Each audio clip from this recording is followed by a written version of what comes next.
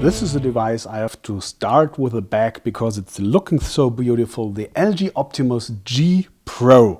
Look at this, it's kind of like on the Nexus 4, those blinking pieces, but not below a glass surface, just on the plain plastic, but nevertheless, and maybe I can demonstrate it like that. It's looking different always when light is coming upside, so this is blinking and just like flowing almost. So a very nice effect, even if it's just plastic, but nevertheless compared, let's say, to the Samsung Galaxy S3 or S4, it's looking way more something special and more creative, I guess. And especially if you look around this body over here, small on the sides, that ring, that chrome ring, bright down over here on the top and on the back side. I find this a great design. Nevertheless, it's plastic, and by the way, it's a 30 megapixel camera shooting videos in full HD. I'm coming to the other features and of course the user interface back later, but nevertheless I wanted to present you this because you have to see by yourself. This is a giant battery of 3140 milliampere hours, so it's a really big one, as you can see, even compared to the size of the display that has around about 5.5 inches. If you compare this ratio, we are some 7% above the average concerned the relation between the battery size and display size. This is great. You're coming through a day, I guess, even if it's such a big display. And important, of course, too, we have a slot for SD card, as you can see, but this is yet mine. It's not coming with a device by itself, as you can imagine.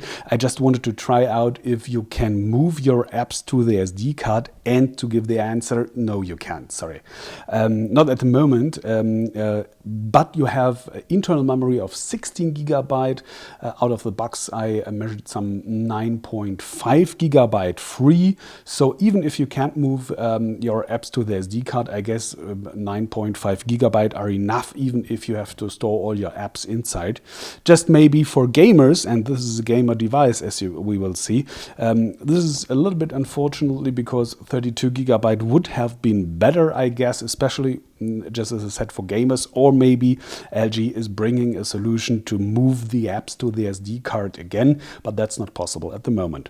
Nevertheless, a very interesting device because we have as a processor, it's a Snapdragon 600. So it's quad-core, 1.7 gigahertz and 2 gigabyte of RAM. So same we have in the Samsung S4, Galaxy S4 and the HTC One. And as you know, those are the two most powerful devices, smartphones at the moment, because of its Snapdragon 600 processor.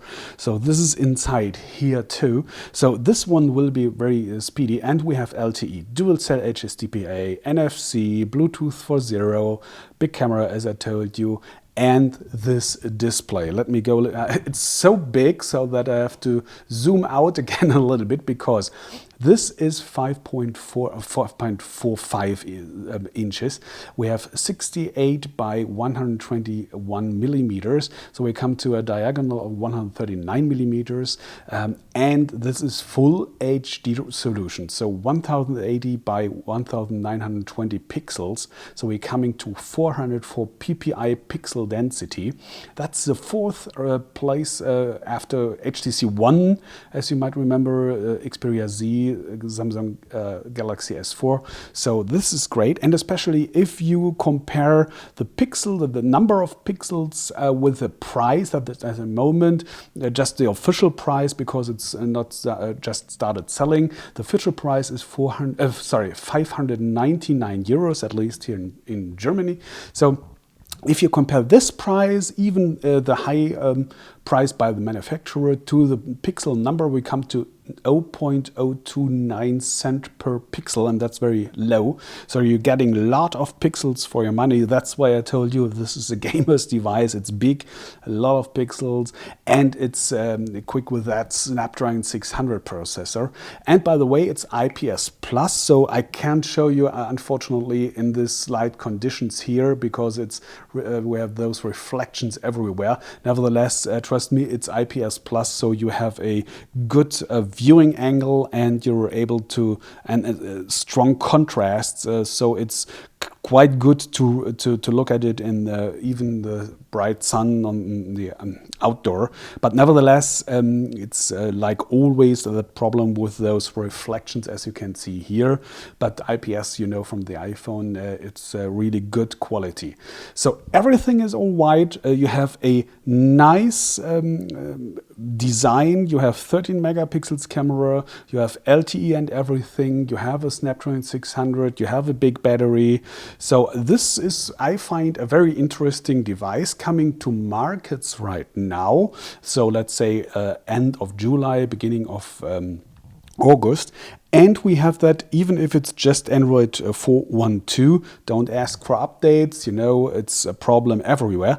We have that typical LG user interface I really love, not only because of these quick icons over here you can edit, of course, and those Q-Slide apps. That's something you might know already, that you can move in a second layer above that underground original layer. Let's say you're looking at a website, want to make a note, you can adjust the size of those and even the transparency, as you can see here.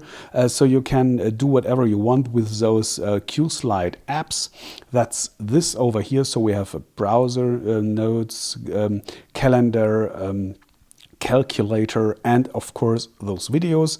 Very important too, you can adjust your brightness here, automatic mode, and of course you have those messages center, and that's the settings here you can see. So this surface is great. And now here we come, something I discovered just by pure luck, because in this is the original browser. You find down here a setting called, I don't know why it's Google Apps, because it's not the Google Chrome browser. Nevertheless, it's called down here.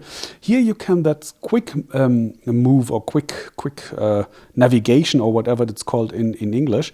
So this makes it possible that if you're using your browser, as you see here, okay, you can come scroll a little bit with your finger from the corner, and as you can see here, you have a ring, so that you have the most important navigation features on one thumb, or one hand, one finger, whatever you want to.